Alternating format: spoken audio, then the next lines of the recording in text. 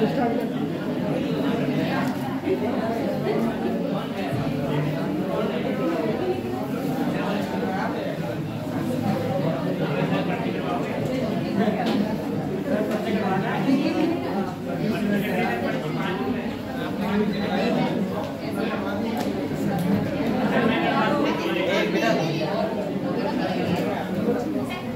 हो जाओ दोनों।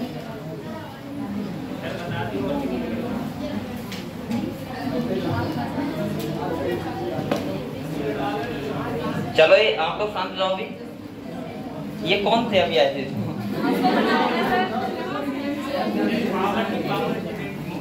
कौन थे?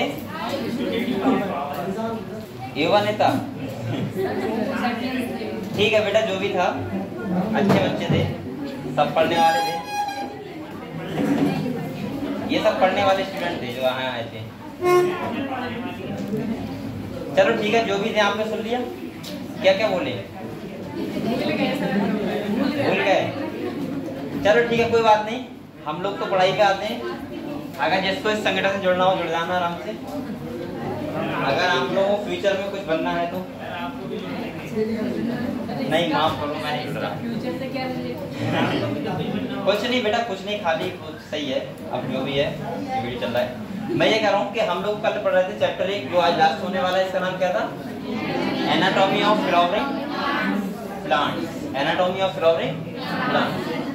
बेटा जल्दी से आप लोग रिवीजन कर लो सभी लोग। एक बोलो मत कोई भी, जल्दी जल्दी करो। और अगर किसी बच्चे का कोई डाउट हो तो मुझसे क्लियर करो।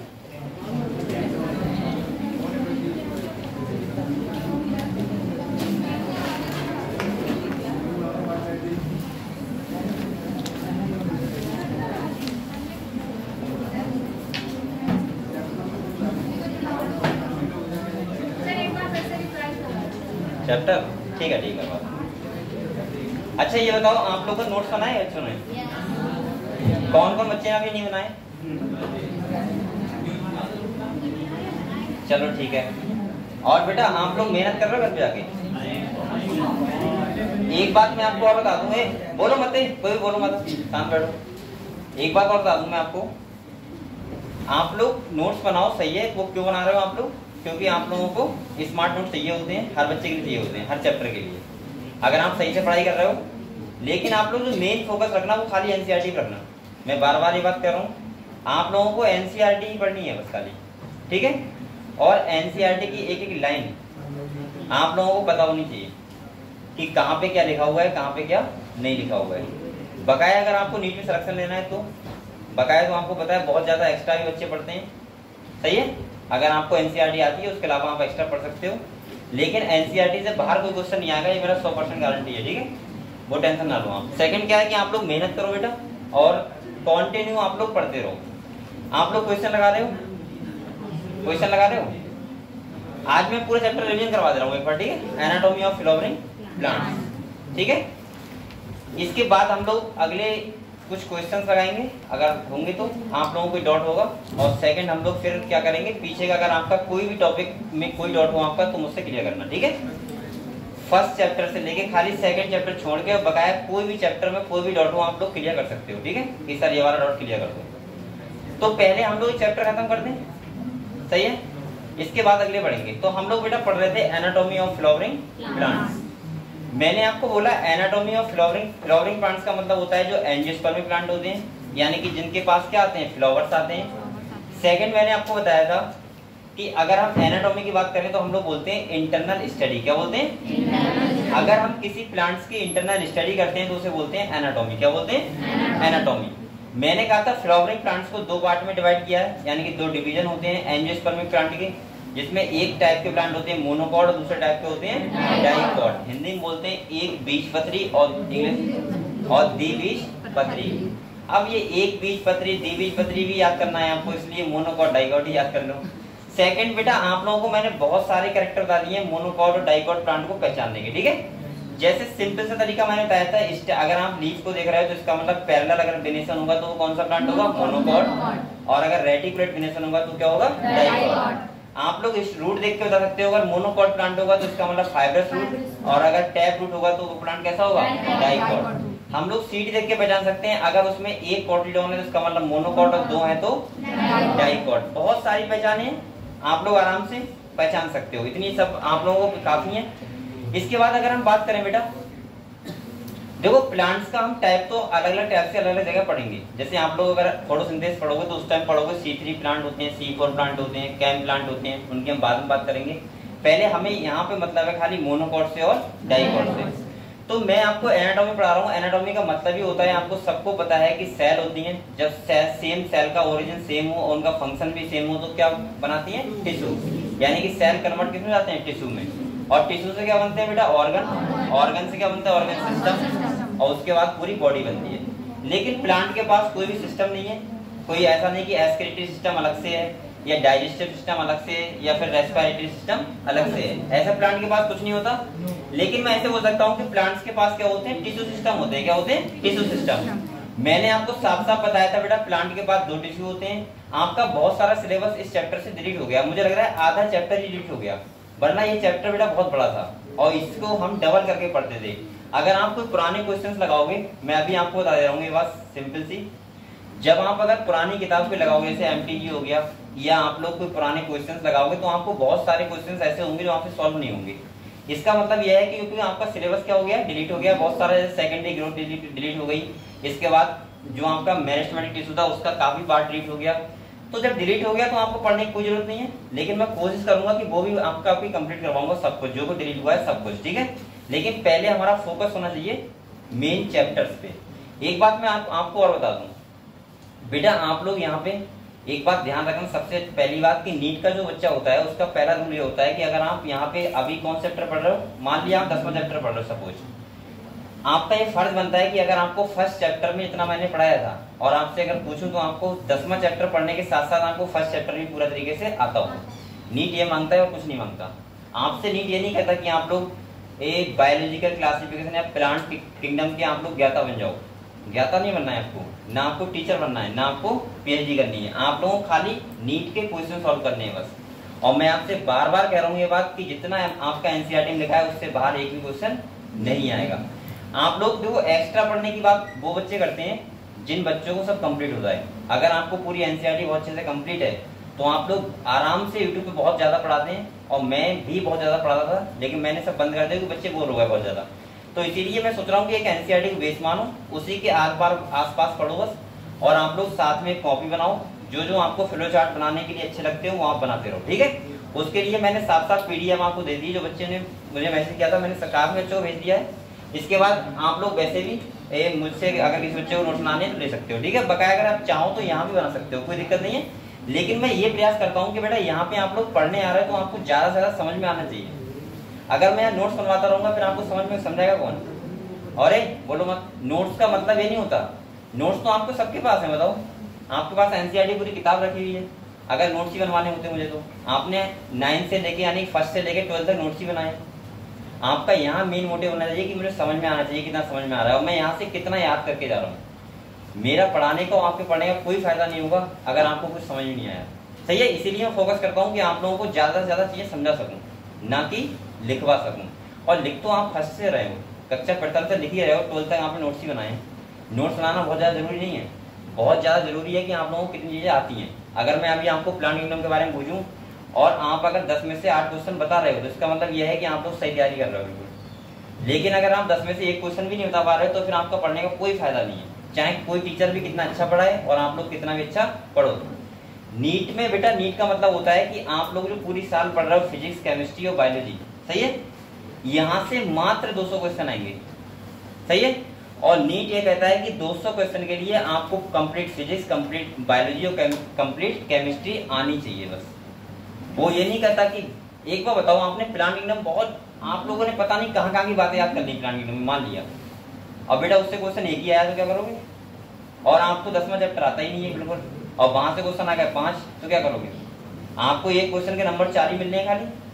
अगर इस दिमाग से चलोगे तो बेटा नीट में कुछ कर पाओगे। नीट में खाली पढ़ना जरूरी नहीं होता कि आप लोग सोचो मेरा 1 मिनट तो बहुत हाई फाई है, उसमें तो मैं बहुत कुछ कर दूंगा, लेकिन वहां से क्वेश्चन खाली 2 ही आए बस, और आपने 1 मिनट को पूरा छोड़ दिया जो आपने नहीं पढ़ पाए, क्योंकि वो मिनट बहुत अच्छे से तैयार कर रहे थे। इस चक्कर से आपने 1 मिनट छोड़ दिया, वहां से क्वेश्चन कितने आ गए? 10। तो आप लोगों को तो बस ये क्वेश्चन से 4 नंबर चाहिए। आपको मतलब नहीं कि आपको कितना ज्यादा मैंने कौन सा चैप्टर अच्छा पढ़ा है। बहुत सारे चैप्टर ऐसे होते हैं जिनसे बहुत सारे क्वेश्चन आ जाते हैं, और बहुत सारे चैप्टर ऐसे होते हैं जिनसे एक क्वेश्चन आता है खाली बस। और वो भी अगर तुम नहीं कर पाए तो क्या करोगे? तो इसीलिए मैं कह रहा हूँ नीट का मतलब होता है कि हर टॉपिक से, चाहे फिजिक्स का हुआ, चाहे केमिस्ट्री का हुआ, चाहे बायोलॉजी का हुआ, आपका पूरा आपको एवरेज आता होगा। एवरेज का मतलब जितना फर्स्ट चैप्टर में आ रहा है उतना ही आपको लास्ट चैप्टर में भी आना चाहिए। ऐसा नहीं कि आप जेनेटिक्स पढ़ रहे हो तो आपको प्लांट फिजियोलॉजी सब भूल गए। ये नीट वाले बच्चे की नहीं होता है। ना आप लोग 12th का एग्जाम देने जा रहे हो, जो आप लोग अगर आज शाम को गैस पेपर पढ़ोगे और कल को जाके लिख देंगे कुछ ना कुछ। यहाँ आपको सब कुछ आना चाहिए, इसीलिए आप लोग बहुत एक्स्ट्रा मत फंसना। मैं आपको सही बता रहा हूँ, अभी पहले आप लोग बेस अपना इतना मजबूत कर लो कि जो हमारी एनसीईआरटी में इतनी लाइनें लिखी हुई, इतनी बातें लिखी हुई है, वो हमारा कभी दिमाग को होना चाहिए। किसी भी टाइम कोई भी हमसे आके पूछ ले, इंटरव्यू ले ले, हम सारा कुछ बता दें, बस आप नीट के काबिल हो गए। बच्चे वो वह जाके वहां फेल होते हैं जो बच्चे कुछ यूनिट तो बहुत ज्ञाता बन जाते हैं उनके, कि एक्स्ट्रा इतना सर ये बताओ, सर वो बताओ, सिलेबस का नहीं है फिर ही बताओ। सही है। और दूसरा क्या है, कुछ चैप्टर ऐसे होते हैं उनमें कुछ आता ही नहीं उन्हें। मतलब आपको हर चैप्टर से आना चाहिए, हर चैप्टर में आपके हर टॉपिक से आपको पता होना चाहिए। आपको ये भी पता होना चाहिए कि डायग्राम कहाँ पे बना हुआ है, किस पेज पे बना हुआ है, तब आप लोग एक नीट के काबिल बनोगे। ठीक है। और पहले ये काम करो, इसके बाद एग्जाम दोगे पता लग जाएगा। ठीक है, कैसा एग्जाम आता है अगली साल खुद कहोगे कि आप सर क्या कर रहे थे। सही है। दूसरी बात आपको क्या करना है, सिंपल सा फोकस रखना है एनसीईआरटी पे। और बकाया मैं फिर कह रहा हूँ, अगर एनसीईआरटी से कोई क्वेश्चन बाहर है तो उसे आप साफ साफ छोड़ देना। मैं आपसे गारंटी से कह रहा हूँ 90 में से 2 क्वेश्चन हो सकता है बाहर से आ जाए, लेकिन 88 आपके पड़े हुए आएंगे। 2 क्वेश्चन बाहर से आज छोड़ देना, लेकिन 85 तो क्वेश्चन करो। सही। और जिस दिन आपने बायोलॉजी में 85 क्वेश्चन कर दिए तो आप सिलेक्शन के करीब पहुंच जाओगे, क्योंकि बेटा 50% बायोलॉजी आता है। अगर आपके 350 नंबर अगर बायोलॉजी में आ रहे हैं, 300 प्लस आ रहे हैं, तो आपको फिजिक्स केमिस्ट्री कितने आने हैं, 100 आने बस। और 100 आ गए तो आपको इसका मतलब ये है कि आप सिलेक्शन के करीब पहुंच गए। आप लोग चाहो तो गवर्नमेंट कॉलेज कोई सा ले सकते हो, चाहे बीएमएस ले लो, चाहे बीडीएस ले लो, कोई सा ले लो। और मुझे लगता है अगर आप बीएमएस डॉक्टर ही बन जाओगे तो बहुत अच्छा रहेगा फ्यूचर में, लाइफ में। ठीक है। और वैसे तो हर बच्चे चाह रहा होगा कि हम एमबीबीएस ही बने। ठीक है। लेकिन अगर चाहने सब कुछ हो जाए तो फिर बात ही क्या है। ठीक है। तो आप लोग पढ़ाई करो, ज्यादा एक्स्ट्रा बातें मत सोचो, और एक बार कहते एनसीईआरटी को पूरा फोकस मान के पढ़ाई कर लो, लाइन टू लाइन करते ही। सही है। और मैं यही फोकस करता हूँ कि आप लोगों को एनसीईआरटी बिल्कुल लाइन टू लाइन पढ़ा दूं, वरना बेटा मैं नोट्स बनवाने में बहुत आगे हूँ। मैंने पिछले बच्चों को बनवाए थे, जो लोग पिछले पढ़े थे उन्हें पता होगा। सही है। पूरी कॉपी बनी हुई होगी उनकी। और मेरे पास अभी भी ऐसी बुकलेट है जो यूट्यूब पे जो पढ़ाते हैं उनसे ज्यादा मेरे पास लिखा हुआ है। लेकिन मुझे क्या फायदा, मैं आपको ज्ञाता नहीं बनवाना चाह रहा हूँ बायोलॉजी में, क्यों टीचर बनोगे। सही है। डॉक्टरी बनना है डॉक्टरी बनो। सही है। तो आप लोग सब सब्जेक्ट पढ़ने बेटा। और एक बात और बताऊं, कोई बच्चा, सही एक बच्चा होता है उसके पास लिमिटेड 24 घंटे होते हैं सबके पास। आप लोगों को पता है बेटा, लगभग आपके 10-12 घंटे बर्बाद हो जाते हैं। कोचिंग हो गया, अपना काम हो गया थोड़ा बहुत, आप लोग 6 घंटे सोते हो, एवरेज आपके पास 6-7 घंटे होते हैं जो पढ़ाई के लिए होते हैं सबके पास। नीट में भी बेटा 180 क्वेश्चन इसी तरह से दिए जाते हैं कि बच्चा 180 क्वेश्चन 3 घंटे में सॉल्व कर ले। आपको क्या लगता है? अधिकतर बच्चे ये कहते हैं कि हमारा पेपर रह गया, मतलब छूट गया। फिजिक्स तो मुझे लग रहा है 50% बच्चों छूट ही जाती है। केमिस्ट्री और बायोलॉजी से केमिस्ट्री की तरफ पहुंच पाते हैं वो, और फिजिक्स क्या हो जाती है, छूट जाती है। बेटा 10% बच्चे ऐसे होते हैं जो सारे क्वेश्चन आराम से बैठ के सॉल्व कर लेते हैं। समझ गए? ऐसा पता है क्यों होते हैं 10% बच्चे? वो इसलिए होते हैं क्योंकि उन्होंने हर टॉपिक में लिमिटेड पढ़ा है और अपना जो कॉन्सेप्ट है वो क्लियर रखा है, चाहे वो फिजिक्स हुआ, चाहे वो केमिस्ट्री हुआ, चाहे वो बायोलॉजी हुआ। अगर आप खाली बायोलॉजी पढ़ते रहोगे तो बेटा फिजिक्स कौन पढ़ेगा? उसमें भी तो आपको 25 क्वेश्चन करने हैं, और केमिस्ट्री में भी तो 25 क्वेश्चन करने हैं, उसके लिए भी टाइम निकालना है आपको। 3 घंटे आपको वहां बायोलॉजी नहीं करनी खाली। और एक बात और बताऊं, फिजिक्स हुआ चाहे केमिस्ट्री हुआ, वहां पे भी ध्यान रखना, पहले आप लोग बेस मजबूत करो। वहां पे भी क्वेश्चन कोई ऐसा नहीं आता, क्योंकि एक क्वेश्चन के लिए बेटा कितना टाइम मिलता है? 1 मिनट। आप लोग खुद सोचो, अगर फिजिक्स में वो लेंथी क्वेश्चन दे देगा, मैंने बहुत बच्चे देखे ऐसे, फिजिक्स के बारे में वैसे मुझे बोलना नहीं चाहिए, लेकिन मुझे नॉलेज बहुत अच्छी खासी है फिजिक्स में भी और केमिस्ट्री में भी, बायोलॉजी में, कि आप लोग बताओ 1 मिनट में आप लोग क्वेश्चन भी पढ़ना है और उसका सॉल्यूशन भी करना है, सॉल्व भी करना है। वो कितना लेंथी क्वेश्चन देगा उसको सोचो। बच्चे पता नहीं कहाँ कहाँ से पढ़ के कहाँ कौन कौन से क्वेश्चन लेके आते हैं कि सर ये वाला सॉल्व करवा के दिखाओ। तो ये तुम अपना गलती कर रहे हो, दूसरे का नहीं कर रहे हो। समझ रहे हो? तो इसीलिए मैं कह रहा हूँ फिजिक्स में भी आपको, केमिस्ट्री में भी बहुत बेसिक पढ़ना है। पहले अपना इतना बेसिक मजबूत कर लो कि अगर नॉर्मल क्वेश्चन आ रहा है तो उसे नहीं छोड़ूंगा मैं। अब आप लोगों को मान लिया सपोज मानो आप लोगों को डायमेंशन पता नहीं है, आप लोग बात कर रहे हो पता नहीं कहाँ के क्वेश्चन की, तो फिर क्या फायदा आपका। आप लोग फिजिक्स में ये नहीं पता है बराबर एम होता है, और आप लोग बायोलॉजी का वो क्वेश्चन ले आए जो एक सर थे उनने किसी जमाने में करवाया था, वो बहुत लेंथी क्वेश्चन था, वो सर बताओ ये वाला बताओ, अब हम महान टीचर हो वरना आप बेकार हो। तो ये चीजें तो वो बच्चा करता है, बिल्कुल गिरा हुआ बच्चा होता है। कभी आप लोग अपना बेस मजबूत करो पहले, चाहे फिजिक्स हुआ चाहे केमिस्ट्री हुआ चाहे वो बायोलॉजी हुआ, इसके बाद आप लोगों को एक्स्ट्रा पढ़ना है बहुत ज्यादा। और मुझे लगता है जिस बच्चे के अगर नीट में 300 नंबर से ज्यादा आए हैं और 300 से कम आए हैं, उसके लिए तो बेस ही पढ़ना बहुत जरूरी है। और जिसके 300 प्लस नंबर आ रहे हैं नीट में, तो मुझे लगता है कि हाँ वो बच्चा ठीक ठाक है और वो आराम से मेहनत करे तो उसका अगले काम हो जाएगा। ठीक है, तो पहले आप कोशिश करो कि बेटा हम लोग 400-500 नंबर ले आए, और जो बच्चे अच्छे हैं वो कोशिश करें कि हम लोग 500 प्लस तो लेके ही लेके आए। उसके लिए सिंपल सा तरीका है, आपको खाली पढ़ाई करनी है बस, और ज्यादा नहीं, बस 4-5 घंटे घर पे पढ़ाई करनी है रेगुलर। और 4-5 घंटे अगर आप लोग कर रहे हो तो इसका मतलब आप लोग ठीक ठाक है। ठीक है, ज्यादा प्रेशर मत लो दिमाग पे कि मैं 12 घंटा करूंगा तब एमबीएस निकालूंगा, या मैं 20 घंटा करूंगा, ऐसा कुछ नहीं। पहला रूल क्या ध्यान रखो, डेली कोचिंग जाना है, और दूसरा रूल ध्यान रखो मुझे डेली 5 घंटे पढ़ाई करनी है, बात खत्म। तुम्हें कितना आता है भूल जाओ, क्योंकि एक टाइम पे आके हर आदमी एकदम तो महान नहीं बन जाता, हल्के हल्के महान बनता है। तो आप हो सकता है आपका टाइम ज्यादा हो और किसी का टाइम जल्दी हो, बस इतना हो सकता है। लेकिन बकाया मैं गारंटी कर रहा हूँ आप लोग एक 2 ही बात ध्यान रखो, डेली कोचिंग आना, और दूसरा क्या बेटा 5 घंटे घर पे जाकर रेगुलर पढ़ाई करना, उसके बाद कुछ भी करो। ठीक है, पूरी आ जाती है। चलो ठीक है, अब हम लोग बेटा ये एक बार रिवाइज करवा दे रहा हूँ मैं एनाटॉमी में। अब ठीक है, आराम से बैठो। हम लोग एनाटॉमी की अगर बात करें तो मैंने कहा था इंटरनल स्टडी, क्या बताया था मैंने? कहा था अगर कोई प्लांट है उसकी अगर हम इंटरनल स्टडी की बात करें तो उसे क्या बोलते हैं? एनाटॉमी। मैंने आपको बताया था अगर हमारे जो प्लांट होते हैं उनके पास 2 टाइप के टिश्यू होते हैं, एक होता है बेटा मेरिस्टेमेटिक टिश्यू, एक होता है परमानेंट टिश्यू। मैंने कहा था मेरिस्टेमेटिक टिश्यू का मतलब होता है जो टिश्यू की सेल लगातार क्या करें? डिवाइड करें, और जो सेल डिवाइड करने की कैपेसिटी खो देती हैं उन्हीं को बोलते हैं परमानेंट टिश्यू। इतना क्लियर सब बच्चों? इसके बाद मैंने बताया था मेरिस्टेमेटिक टिश्यू के 3 पार्ट में डिवाइड होता है। पहला होता है एपिकल मेरिस्टम, दूसरा इंटरकैलरी और तीसरा लेटरल मेरिस्टम। मैंने ये बताया था एपिकल और इंटरकैलरी को बोलते हैं प्राइमरी मेरिस्टम और लेटरल मेरिस्टम को बोलते हैं सेकेंडरी मेरिस्टम, क्योंकि जो प्राइमरी मेरिस्टम होता है वो प्राइमरी ग्रोथ करवाता है और जो सेकेंडरी मेरिस्टम होता है वो सेकेंडरी ग्रोथ करवाता है। आपको ये भी पता है कि मोनोकॉट प्लांट में ओनली 1 ग्रोथ होती है, जो कौन सी होती है? Primary growth. और डाइकॉट प्लांट में दोनों ग्रोथ होती है, प्राइमरी ग्रोथ और सेकेंडरी ग्रोथ। इसका मतलब ये हुआ डाइकॉट प्लांट में सारे टिश्यू होंगे, मोनोकॉट में खाली कौन सा होगा?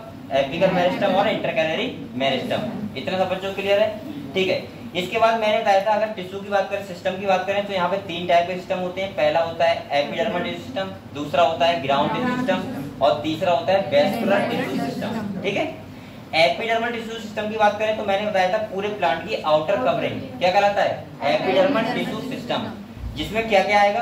पहला आएगा एपिडर्मल सेल, दूसरा आएगा क्यूटिकल लेयर, तीसरा आएगा तुम्हारा ट्राइकोम्स जो स्टेम हेयर होते हैं, चौथा आएगा रूट हेयर। क्या होते हैं? Root hair. और हम पढ़ेंगे स्टोमेटा के बारे में।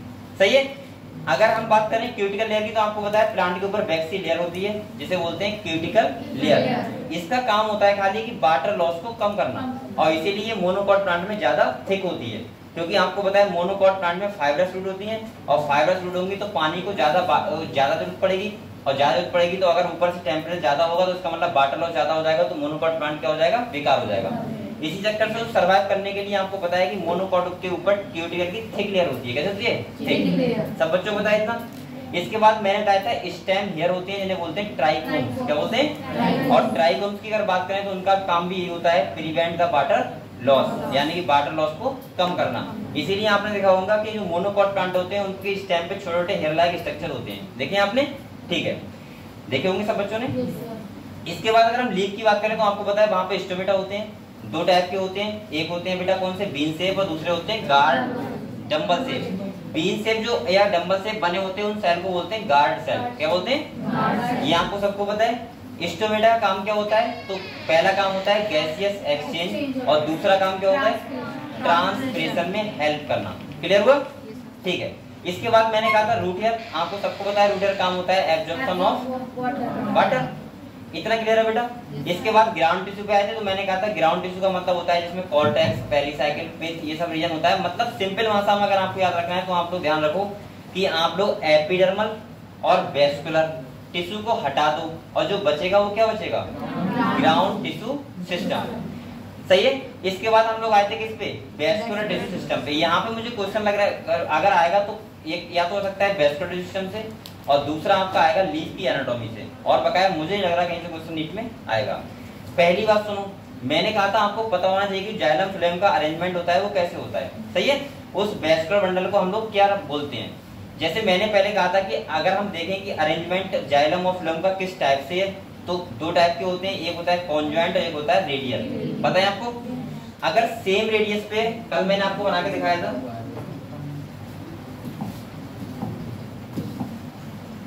ये क्या है, क्या है,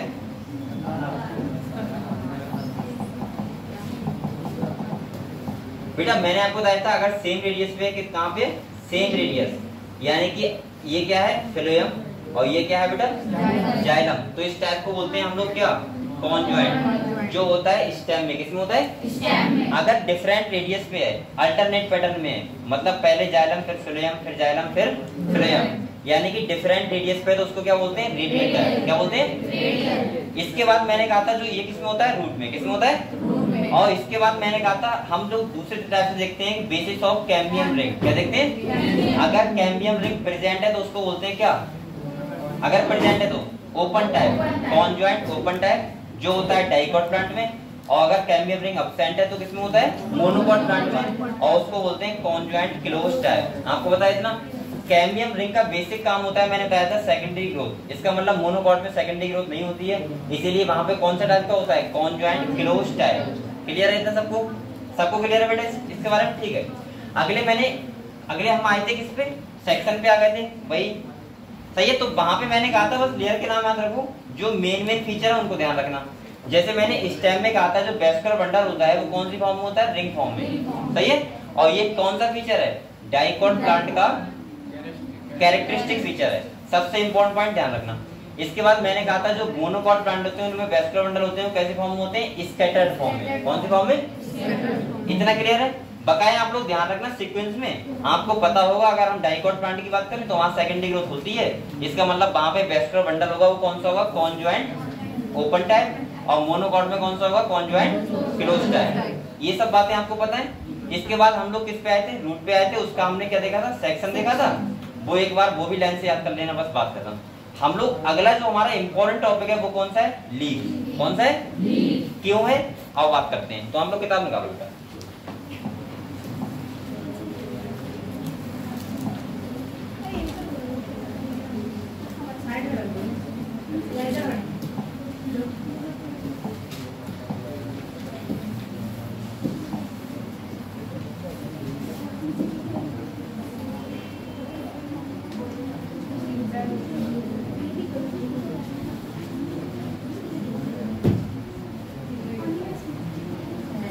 ये चैप्टर बहुत छोटा कर दिया, पहले बहुत बड़ा था, समझ रहे हो? लेकिन अब सही है, आपको फायदा हो गया, क्या दिक्कत है। देखो यहाँ पे कुछ बातें मैं आपको बता रहा हूँ, इधर देखो, बोलो मत। यहाँ पे कुछ बातें बता रहा हूँ जो क्या है, इंपॉर्टेंट है। क्या है, इंपॉर्टेंट। देखो पहली बात ये है कि आप लोग ये बताओ, एक तो लीफ होती है डाइकॉट प्लांट की, एक लीफ होती है मोनोकॉट प्लांट की। आपको पता होगा बेटा डाइकॉट प्लांट की जो लीफ होती है वो कहीं ना कहीं उसके, हम लोगों को लगता है कि एक होता है कैसा, वेंट्रल साइड, एक होती है डॉर्सल साइड। लेकिन जो मोनोकॉट का प्लांट होता है वो दोनों तरफ से ऐसा लगता है लीफ होता है उसका, दोनों तरफ से सेम है। इसीलिए आपको पता है मोनोकॉट प्लांट की लीफ को क्या बोलते हैं, आइसोबाइलेटरल लीफ। क्या बोलते हैं बेटा, पहली बात। और जो डाइकॉट प्लांट होता है उसकी लीफ क्या बोलते हैं, डॉर्सोवेंट्रल लीफ। क्या बोलते हैं, ये बात समझ गए। जैसे यहाँ पे देखो, अगर डाइकॉट लीफ है तो उसको क्या बोला है, डॉर्सोवेंट्रल लीफ। और बेटा अगर मोनोकॉट लीफ है तो उसको क्या बोला है, उसको क्या बोला है, आइसोबाइलेटरल लीफ। क्यों, क्योंकि मोनोकॉट लीफ लगभग दोनों तरफ से कैसी लगती है, और डाइकॉट लीफ की वेंट्रल साइड और डॉर्सल साइड हमें साफ साफ दिखती है। पहली बात समझ गए, ठीक है।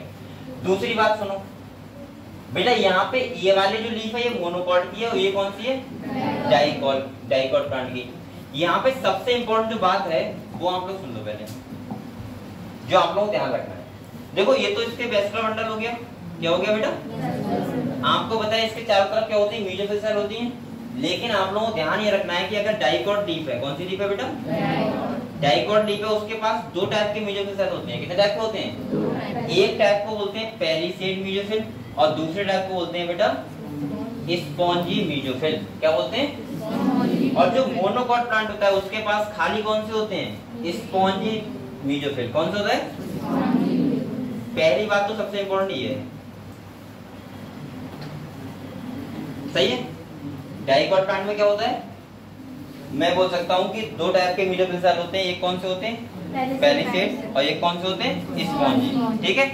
डाइकोट प्लांट को हम लोग लीफ को बोलते हैं, क्या बोलते हैं? डॉर्सोवेंट्रल लीफ। और मोनोकॉट लीफ होती है उसको क्या बोलते हैं? आइसोबाइलेटरल लीफ। इतना क्लियर हुआ? ठीक है। अब देखो यहाँ पे ये वेस्कुलर बंडल हो गया। अच्छा ये वाली लेयर कौन सी होगी बताओ, कौन अच्छा बताएगा? ये वाली लीफ वो लेयर कौन सी होगी? एपिडर्मल। कौन सी होगी? आपको पता है? इसके बाहर जो लेयर होगी वो कौन सी होगी? क्यूटिकल। कौन सी होगी? सही है। और इसी पे क्या होते हैं? Stomata present. क्या होते हैं? जैसे यहाँ पे जो लिखा हुआ है स्टोमा, क्या लिखा हुआ है? स्टोमा क्या होता है? स्टोमेटा की पोर को क्या बोलते हैं? स्टोमा। समझ गए आप लोग? तो यहाँ पे ये वाली साइड, अच्छा यहाँ पे दो साइड होती है, एक होती है बेटा एबैक्सियल एपिडर्मिस और एक कौन सी होती है? एडैक्सियल। कौन सी होती है? जैसे यहाँ पे देखो, एक है बेटा एडैक्सियल और एक कौन सा है? एबैक्सियल। सही है। तो यहाँ पे इतनी बातें आपको क्लियर हुई। पहले मैंने क्या बोला? डाइकोट प्लांट को बोलते हैं, लीफ को बोलते हैं डॉर्सोवेंट्रल लीफ। यहाँ पे दो टाइप के, एक क्या होते हैं? म्यूकोसियल सेल होते हैं, एक होते हैं पेरिसेड और एक होते हैं स्पॉन्जी। और अगर हम मोनोकॉट की बात करें तो वहां पे कौन से होते हैं? खाली स्पॉन्जी। इतनी बात क्लियर हुई? ठीक है। तो इसको पढ़ो बेटा एक बार। कह रहा है the vertical section of a dorsoventral leaf through the lamina show three main part. कौन कौन से होते हैं? एपिडर्मिस जो आउटर साइड में देखो यहाँ पे, इसके बाद कह रहा है म्यूकोसियल सेल, एंड क्या होगा बेटा? Vascular system. और वेस्कुलर सिस्टम कौन सा वाला होता है यहाँ पे बताओ? कॉन्जॉइंट। कौन सा होता है? कॉन्जॉइंट होता है। रेडियल खाली किसमें होता है? रूट में। और बकाया स्टेम और लीफ में कौन सा होता है? कॉन्जॉइंट है। ठीक है। इसके बाद कह रहा है epidermis which covers both the upper, जो लीफ की अपर सरफेस होती है, अपर मतलब ऊपर वाली, उसको बोलते हैं बेटा क्या? Adaxial side. कौन सी बोलते हैं? और लोअर सरफेस होती है उसे क्या बोलते हैं? एबैक्सियल। यहाँ पे स्टार बनाओ, ये वाली बात इंपॉर्टेंट है। अगले देखो क्या कह रहा है? ऑफ द लीफ है कॉन्सिपिकस क्यूटिकल। और इसके ऊपर आपको पता है लीफ के ऊपर क्या होती है? वैक्स की लेयर होती है, इसे क्या बोलते हैं? क्यूटिकल। इसका काम क्या होता है? Prevent water loss. सही है, वाटर लॉस को कम करना। कह रहा है एबैक्सियल, बेटा बोलो मत। कह रहा है abaxial epidermis generally bears more stomata. यानी कि ये कह रहा है कि एबैक्सियल साइड होती है, लोअर साइड होती है, उस पे ज्यादा स्टोमेटा होते हैं कंपेयर टू अपर साइड के। ऐसा क्यों? देखो अगर स्टोमेटा ज्यादा ऊपर वाली साइड में होंगे तो आप लोगों को पता है कि जो टेम्परेचर हो रहा है उसमें प्लांट को क्या होगा? प्रॉब्लम होगी, प्रॉब्लम फेस करनी पड़ेगी। अगर लोअर साइड में होगा तो क्या होगा कि प्लांट को अगर सनलाइट पड़ेगी तो उससे बहुत ज्यादा ट्रांसपिरेशन में हेल्प तो करता है, लेकिन सबसे ज्यादा तो ये वाटर लॉस करता है।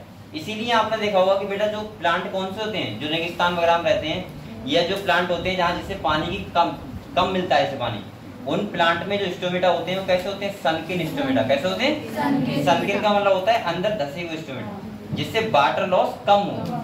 ये बात सही है कि कुछ चीजें हेल्पफुल होती हैं, जैसे स्टोमेटा हो गया बहुत हेल्पफुल है, लेकिन बेटा एक टाइम पे आके प्लांट को वाटर लॉस भी तो करवा रहा है, तो प्लांट को दोनों तरफ से खतरा है ना। अगर इधर ये नहीं काम नहीं करेगा तो वो काम नहीं होगा, वो काम नहीं करेगा तो ये काम नहीं होगा।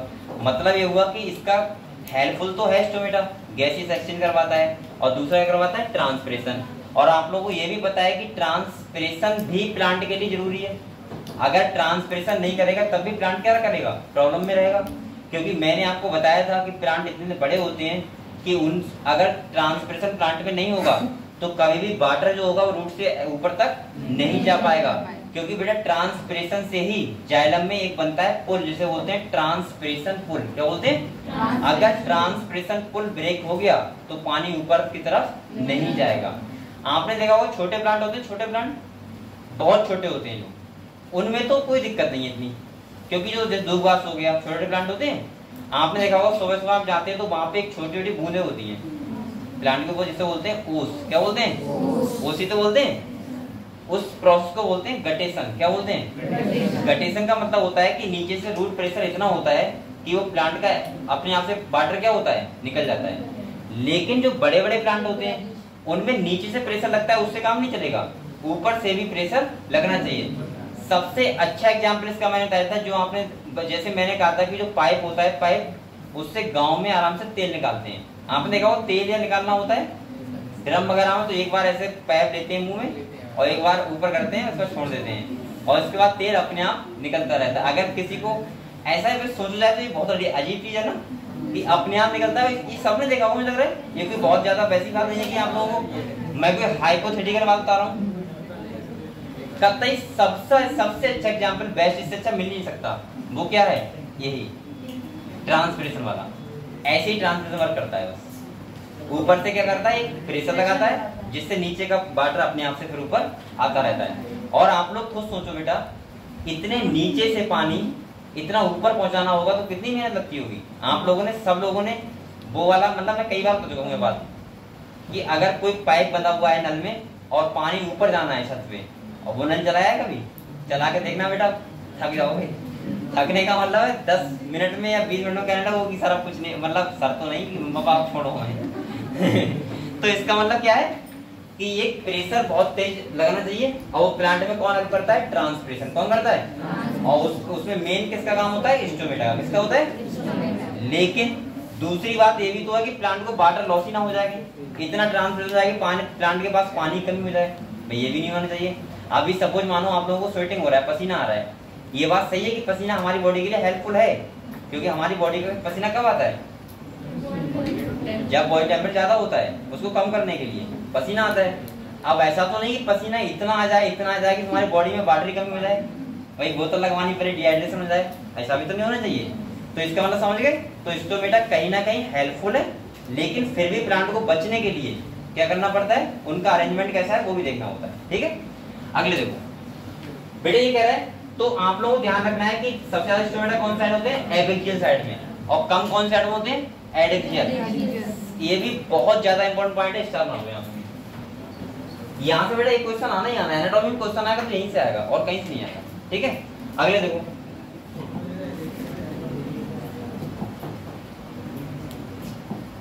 बेटा, अगले हम लोग, हाँ अगले आ जाओ। कह रहा है the abaxial epidermis generally bears more stomata than the adaxial epidermis. ये स्टेटमेंट में क्वेश्चन आ सकता है नीट में।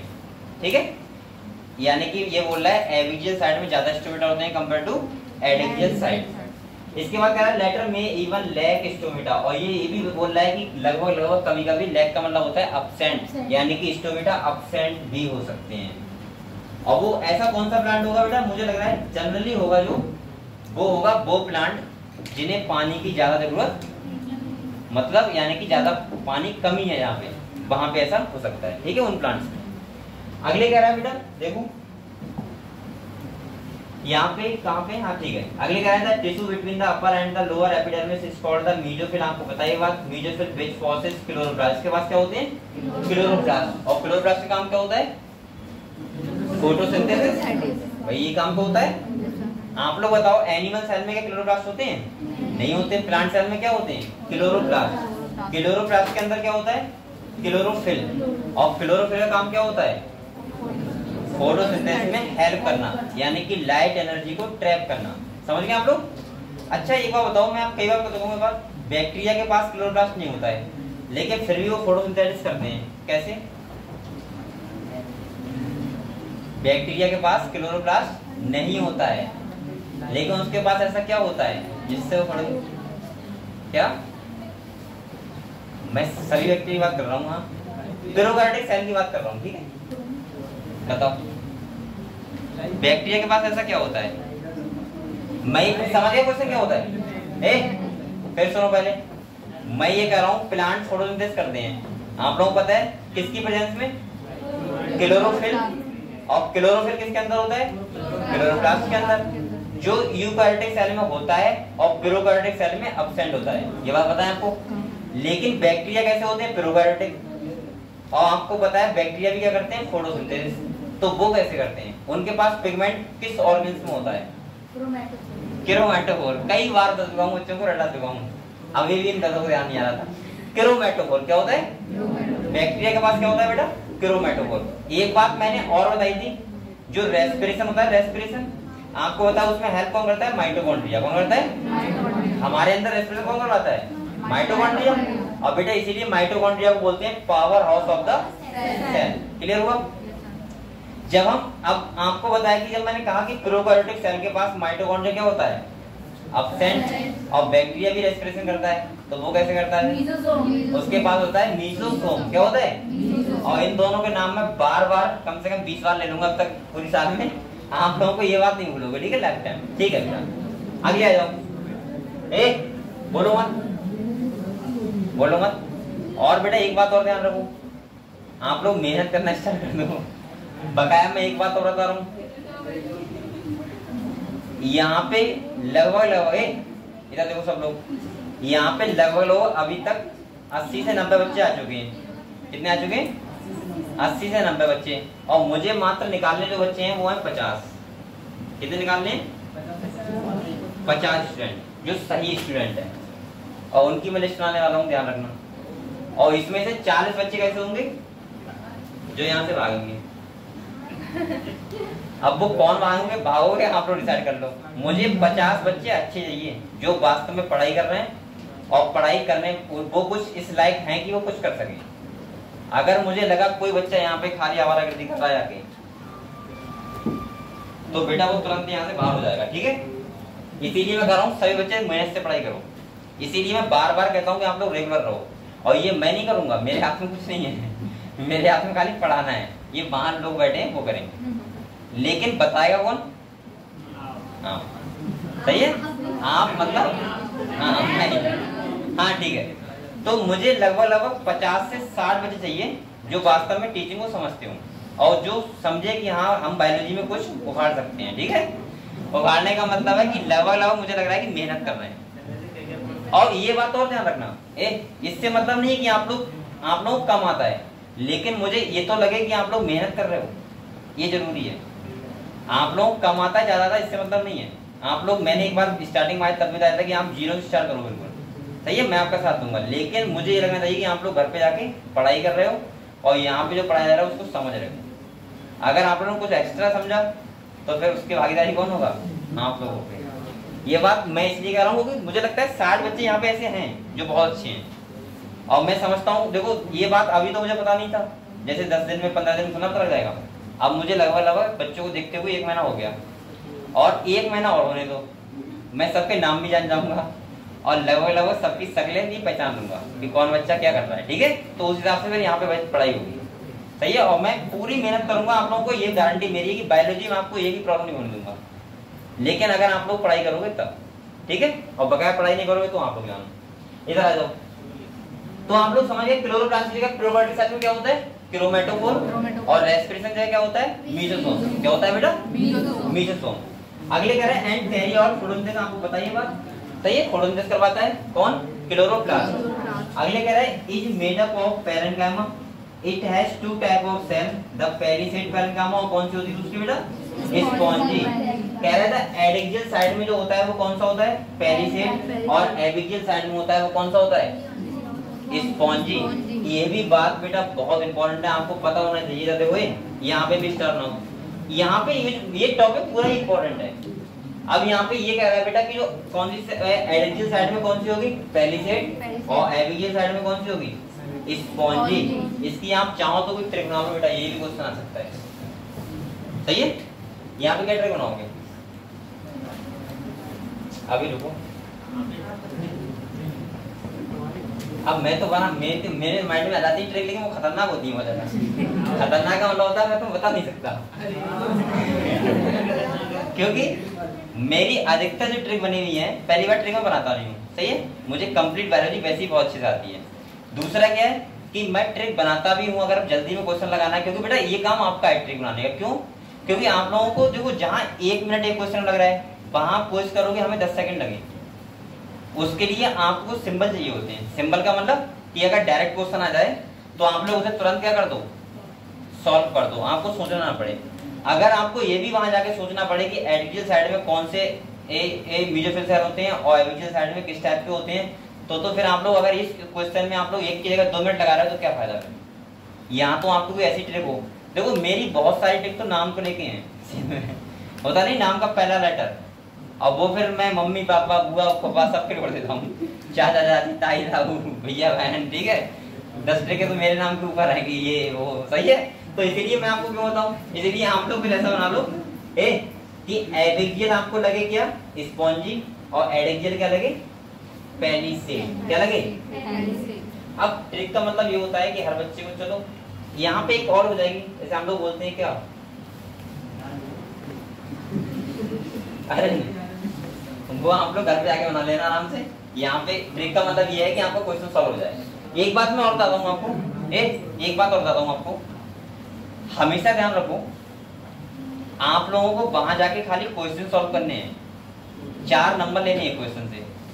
आप रट के आए, आप ट्रिक लगा के आए, या आपने किसी का टीपा चीटिंग की, सही है, कुछ भी किया, चाहे आपने आपका हवन काम कर गया, चाहे आपका भंडारा काम कर गया, लेकिन आए आप लोगों का एक क्वेश्चन के आपको 4 नंबर मिल जाए, बस बात खत्म। आप लोगों को ये कहना करना ही नहीं है कि मैं कैसे मेरा सिलेक्शन हो गया या कैसे मेरे 600 नंबर आ गए, बस मैंने पढ़ाई की सिलेक्शन हो गया। अब आप लोग अगर दिखाते हुए फिरोगे कि मैं इतनी पढ़ाई कर रहा हूँ, ये कर रहा हूँ, वो कर रहा हूँ, ये कर दूंगा, वो कर दूंगा, और वहां पे नंबर आए 100 तब भी गड़बड़ है, सही है। तो आप लोग क्या करना है, खाली किसी भी टाइप से आपको क्वेश्चन सॉल्व करना है 200, बस 180 क्वेश्चन सॉल्व करने, बात खत्म, चाहे कैसे भी करो। अगले आ जाओ बेटा, यहाँ पे क्या करें, देखो ये आप लोग ये ध्यान रखना इंपॉर्टेंट पॉइंट है, स्टार मानो यहाँ पे। एडिजियल साइड में क्या होता है पेलिसेड, और बेटा एविजियल साइड में क्या होता है स्पॉन्जी, क्लियर। अगले देखो,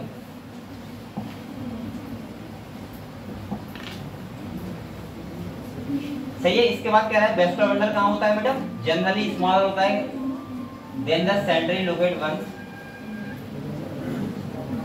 और कह रहा है फिल्म पैरेन्काइमा एब्सेंट होता है यहाँ पे, and water containing cavity are present within the vascular bundle, जो हम लोग बोलते हैं वेन लेग्स, क्या बोलते हैं, क्लियर है ना। तो आप लोगों को लगभग इसमें क्लियर है बेटा, ठीक है। तो यहाँ पे मैंने क्या बताया, सबसे इंपॉर्टेंट बात क्या है, ये देखो डाइकॉट लीफ, तो हम लोग क्या बोलेंगे डोर्सो वेंट्रल लीफ, पहली बात।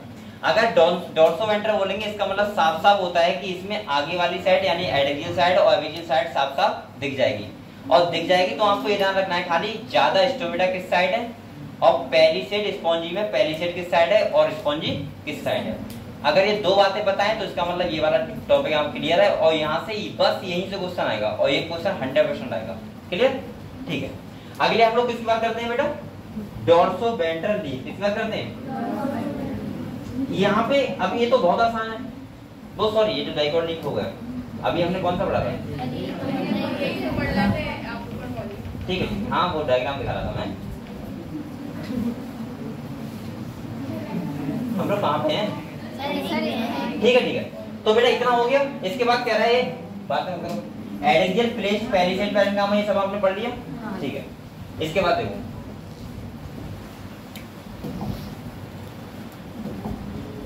बेटा अगली कह रहा है ये vertically and parallel to each other, the oval or round and loosely arranged spongy parenchyma is situated below the palisade cell and extend to the lower epidermis। ये कहाँ पे होता है, lower epidermis में, ठीक है। There are numerous large space and air cavity between these cells।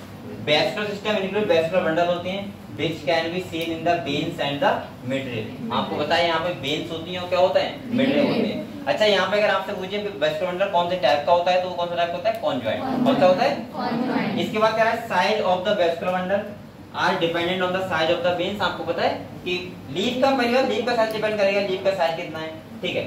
अगले कह रहा है the vein vary in thickness in the reticulate venation. आपको पता है डाइकॉट लीफ है तो रेटिकुलेट वेनेशन होगा ही होगा, कैसा होगा, रेटिकुलेट। अगले मैं कम जल्दी बढ़ा रहा हूँ, ये सब पढ़ा हुआ है आपका। अगले कह रहे हैं vascular bundle are surrounded by a layer of thick wall, जिसे बोलते हैं बंडल सीट सेल। और कह रहा है लुक एट फिगर, आप देख लो आराम से, position of xylem in the vascular bundle. तो यहाँ पे आप लोग बस वही बात ध्यान रखनी है जो मेन है, पेलिसेड और स्पॉन्जी, सबसे इंपॉर्टेंट बात बस। और स्टोमेटा लोअर साइड में क्या होते हैं ज्यादा, अपर साइड में क्या होते हैं कम, ये बात आपको ध्यान रखनी है बस, और उसके बाद सब कुछ भूल जाओ, कोई दिक्कत नहीं, ठीक है।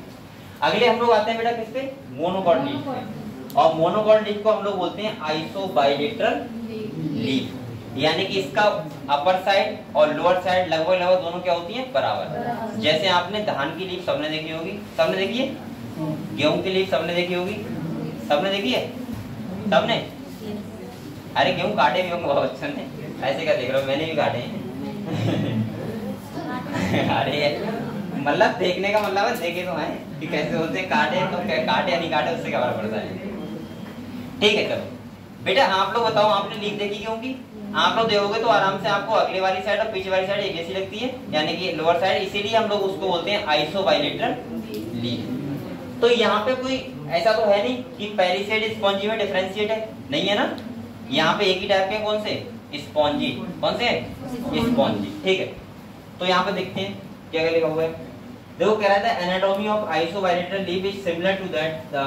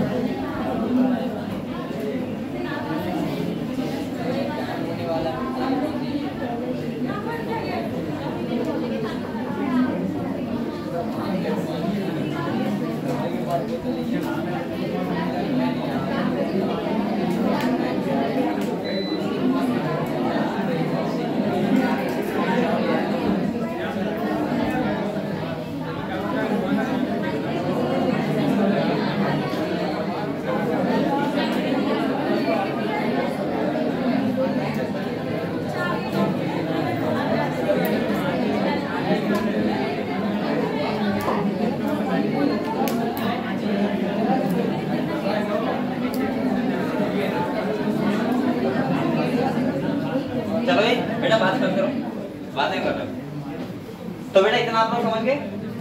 तो हम लोग अब पढ़ते हैं किसके लिए, मोनोकॉट लीफ के लिए। तो यहाँ पे देखो कह रहा था anatomy of isobilateral leaf is similar to that the dorsoventral leaf in many way. आपको पता है बहुत सारे तरीके से अगर हम देखें तो मोनोकॉट लीफ और डाइकॉट लीफ कैसी होती हैं, सिमिलर ही होती है लगभग लगभग। कुछ डिफरेंस होता है, जैसे मैंने कहा यहाँ पे, वहां पे क्या होगा स्पॉन्जी और पेनिसेट अलग अलग होगा, यहाँ पे क्या होगा स्पॉन्जी होगा खाली। ठीक है, इसके बाद कह रहे हैं it show the following characteristic differences in an isobilateral leaf, the stomata are present on both surface. आपको पता है दोनों सरफेस पे स्टोमेटा होंगे यहाँ पे। और कह रहा है epidermis and the mesophyll is not differentiate, यहाँ पे डिफरेंशिएट नहीं होती है किसमें, पेनिसेट और स्पॉन्जी में। समझ गए आप लोग। इसके बाद यहाँ पे इंपॉर्टेंट बेटा क्या है, यहाँ पे एक सेल है बल्लीफॉर्म सेल। ये क्या होती है देखो, आपने देखा हो मोनोकॉट लीफ होती है, जो कौन सी लीफ होती है, मोनोकॉट लीफ होती है। तो उसमें आपने देखा होगा कि अगर पानी ना लगे, क्या ना लगे, प्लांट को पानी ना पहुंचे तो वो लीफ मुड़ जाती है। कैसे जाती है, मुड़ जाती है। और वो मुड़ती है वो किसकी वजह से, इन्हीं सेल की वजह से। इसका फायदा क्या होता है प्लांट को, क्योंकि आपको पता है लीफ का क्या हो जाएगा, एरिया कम हो जाएगा। तो इसका मतलब टेम्परेचर बढ़ रहा है, उसका मतलब वाटर जो वेपराइज होगा वो क्या होगा, कम होगा। ठीक है, इससे हेल्प मिलती है। तो ये कह रहा है these are called balliform cell when the balliform cell in the leaf have absorbed water and are turgid, the leaf surface is exposed। leaf surface क्या हो जाएगा, कम हो जाएगा। और कह रहा है when they are flaccid due to the water stress they make the leaf curl inward to minimize water loss। इसका मतलब ये हुआ कि डाइकॉट प्लांट में बल्लीफॉर्म सेल नहीं होती है, मोनोकॉट प्लांट में बल्लीफॉर्म सेल होती है। इससे फायदा क्या होता है मोनोकॉट प्लांट को, क्योंकि आपको पता है मोनोकॉट प्लांट का मेन जो होता है वो होता है कि रूट जो हो वो छोटी हो। सही है, पहला काम।